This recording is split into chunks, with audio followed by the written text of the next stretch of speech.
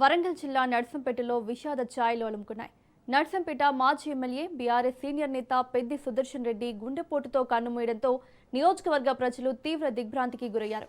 పెద్ది సుదర్శన్ రెడ్డి మృతికి నివాళిగా నర్సంపేట పట్టణంలో పార్టీలకు అతీతంగా వ్యాపార వాణిజ్య సంఘాలు, పలు విద్యా సంస్థలు, స్వచ్ఛంద సంస్థలు స్వచ్ఛంద బంద్కు పిలుపునిచ్చాయి.